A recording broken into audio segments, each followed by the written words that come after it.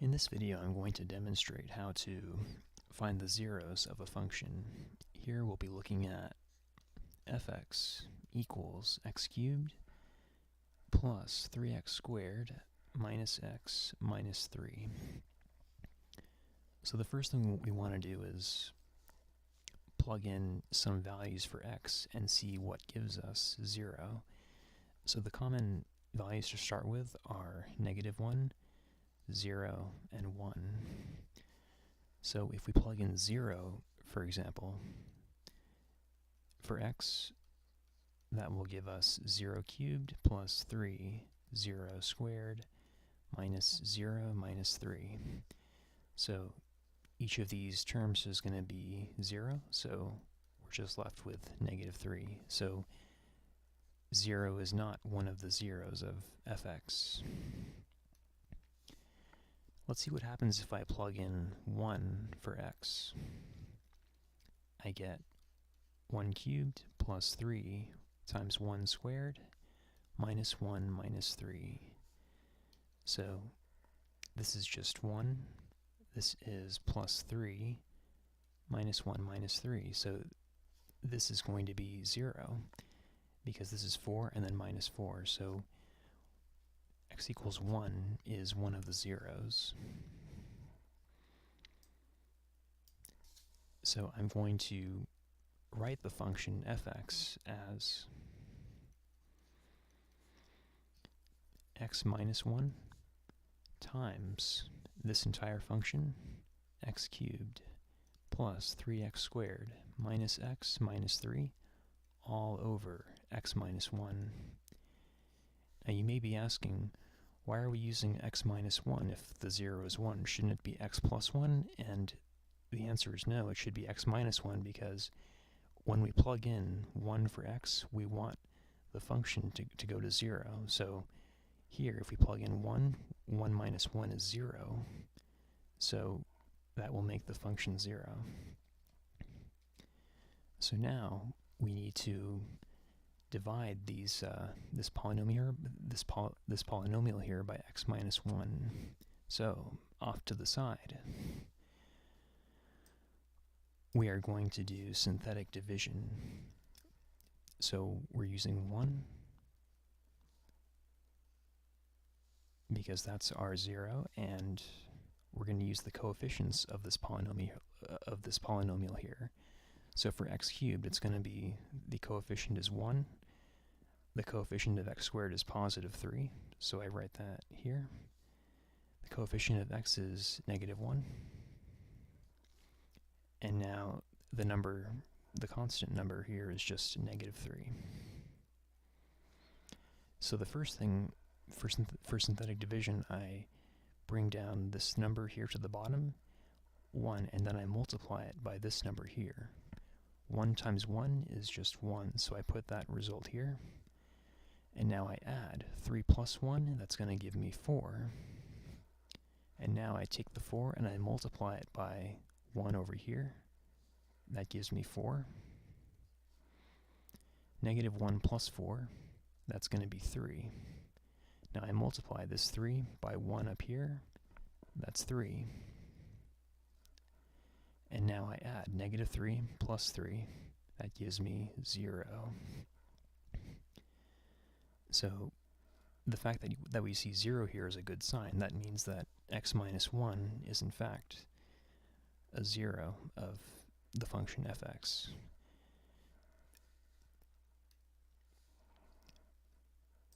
So these numbers here that we got, 1, 4, and 3, are important.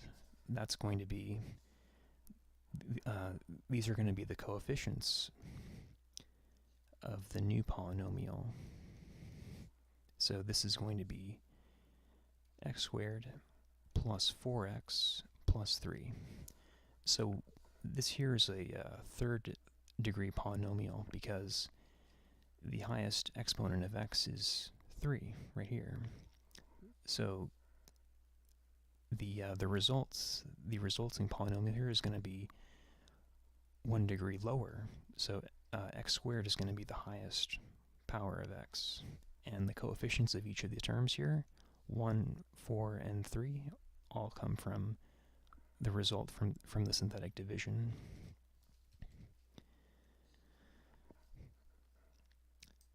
Now, we can factor this second degree polynomial here, but just to illustrate the result, the process again, I'm going to pretend that we can't factor this. So what do? We plug in a number. So I'm going to try to plug in -1 for for x. So if I do that, f -1, that gives me -2 for this first term here. And now I'm going to have -1 squared, that's +1, and then plus 4 times -1, so -4, and then plus 3. So 1 minus 4 plus 3 is 0. So x equals -1 is in fact a 0 also of fx.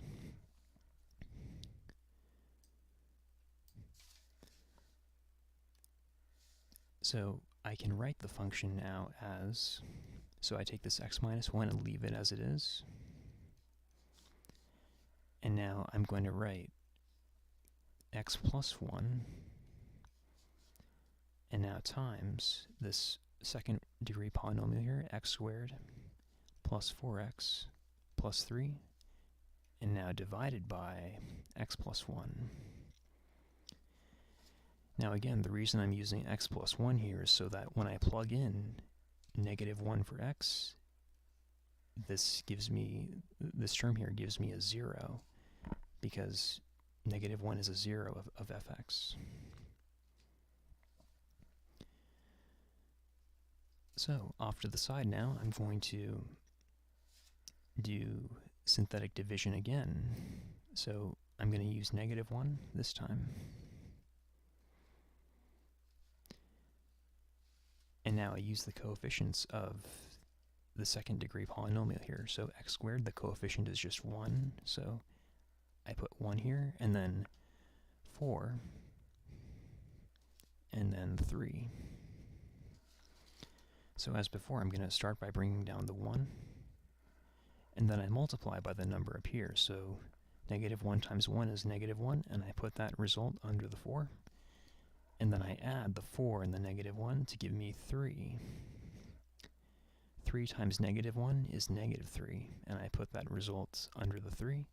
And now I add 3 plus -3, that's 0. We expect 0 because -1 is a 0 of fx. And so now I'm going to use these numbers now to completely factor the function fx.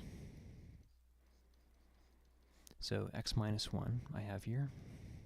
X plus 1 remains unchanged as well. And now the result of this division I get, this is going to be x plus 3. So again, this here is a second degree polynomial, and by dividing it by x plus 1, the result is a first order polynomial, so just x to the power of 1. That's going to be the result of this division, and the coefficients are these numbers here. So 1 is the coefficient of x, and 3, that's why I put 3 here. It's just the constant.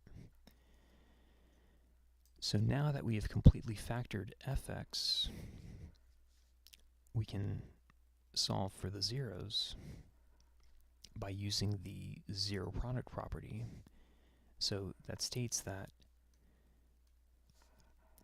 x minus 1 equals 0, or x plus 1 equals 0, or x plus 3 equals 0.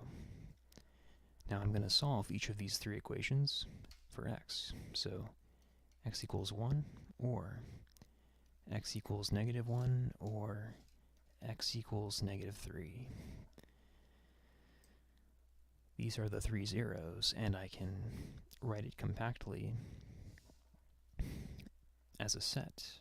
So x equals So I'm going to write the smallest value first, -3, then the second smallest value, -1, and then the highest value, 1, just to be organized. So this here is the answer. This is these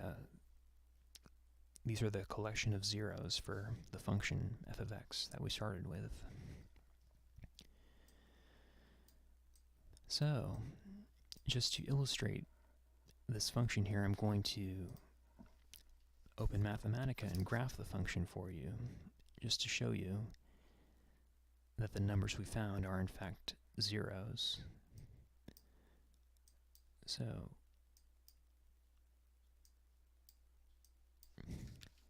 plot x cubed plus 3x squared minus x minus 3. And let's see, what were the zeros again? -3, -1, and 1. So let's plot it from -4 to 2. Let's see what happens. So this here is the graph of this cubic polynomial. As you can see, as x increases to the right, the function goes up forever. I can show you that by extending the range. So yeah, as the function as x increases, the function blows up to the top, right? And as x decreases, the function goes downward, so down to the left. So this is a cubic polynomial, and if we look closely, we see that the function goes through the x-axis 3 times. One at x equals 1, one at x equals -1, and when x equals -3. So this is a visual confirmation that these are the correct zeros of fx.